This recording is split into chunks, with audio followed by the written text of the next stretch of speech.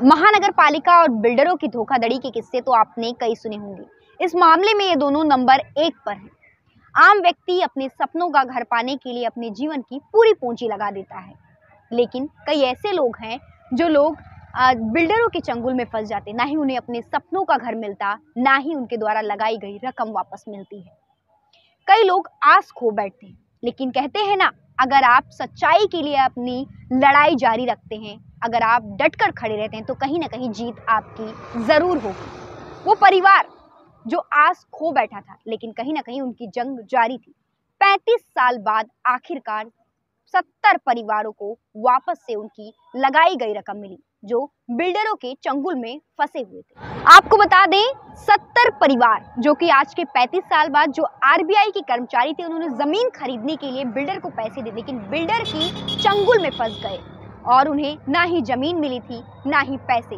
फिर उन्होंने मदद की गुहार लगाई। शिवसेना के शिरीष चौहान द्वारा लगातार लड़ाई जारी रहा, आंदोलन किया गया और निमेश वर्षा जो कि वकील हैं, उनकी सहायता ली गई और आखिरकार 35 साल बाद उन सभी परिवार वालों को न्याय मिला।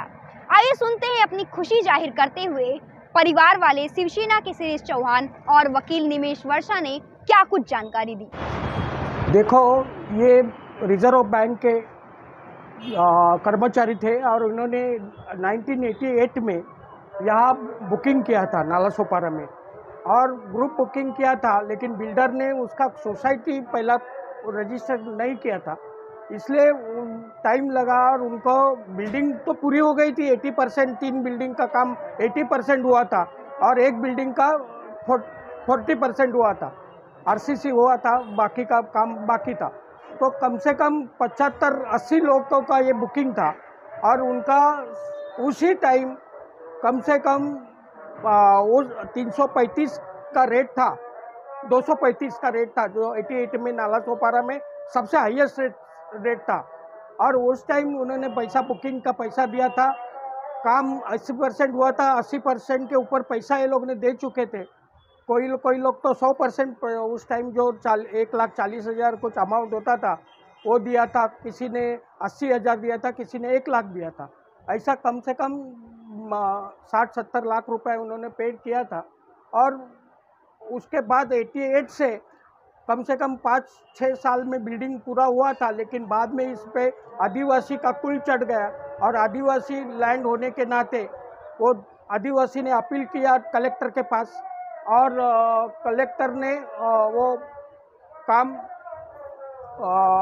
रोक दिया और कलेक्टर के पास अपील करके बाद में कमिश्नर के पास, कोकण कमिश्नर के पास केस गई। कोकण कमिश्नर ने भी वो आदिवासी के फेवर में न्याय दिया।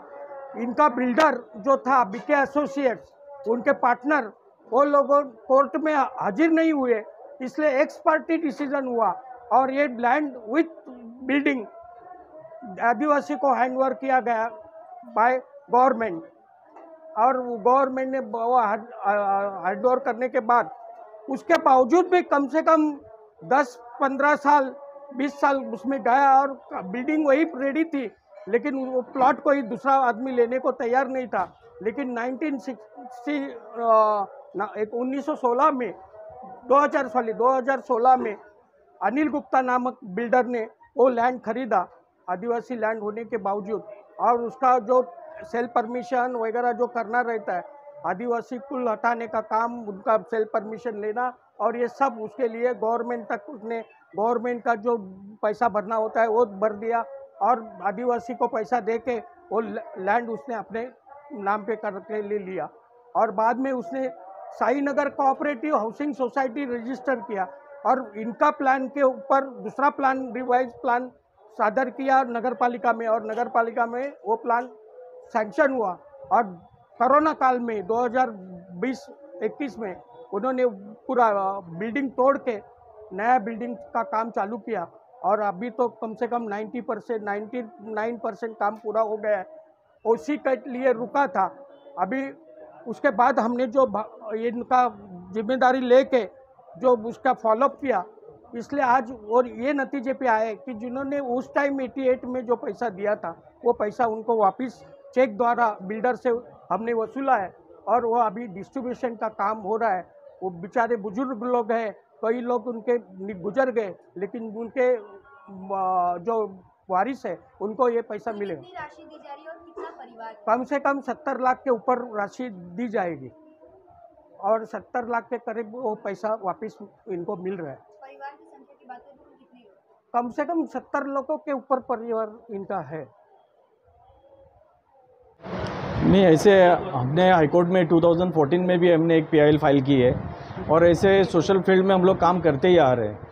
ये श्री चौहान साहब ने जब मेरे पास ये मैटर लाया, जो 35 साल जुना मैटर था और 35 साल में किसी ने आज तक उनको लीगल फाइट में प्रॉपर हेल्प नहीं की थी, तो जब भी हमारे पास ये पेपर्स आए हम लोगों ने उनका प्रॉपर स्टडी किया। जो प्रॉपर स्टडीज़ करने के बाद हमको टेक्निकल बातें मालूम पड़ी कि महानगर पालिका ने भी गलती की है ये मैटर में और महानगर पालिका ने बिल्डर को सपोर्ट किया है। जब कोई भी मैटर अगर सैंक्शन करने के लिए प्लानिंग डिपार्टमेंट में आता है तो पहले उसका लीगल ओपिनियन रिपोर्ट लिया जाता है। अगर लीगल ओपिनियन रिपोर्ट उन्होंने जो सबमिट किया था बिल्डर के एडवोकेट ने, वो लीगल ओपिनियन रिपोर्ट में ये 70 जो परिवार थे उनके डॉक्यूमेंट रजिस्टर थे, तो सर्च रिपोर्ट में जब ऑनलाइन अपन जाते हैं तब इनके नाम आने मांगते थे 70 लोगों के, और वो रिकॉर्ड में आना मांगता था कि 70 लोगों को ऑलरेडी ये फ्लैट बेचे हुए हैं। तो महानगर पालिका ने प्रॉपर इन्वेस्टिगेशन किया नहीं और उसका टाइटल क्लियर कर किया और वो बिल्डर को इनडायरेक्टली हेल्प किया।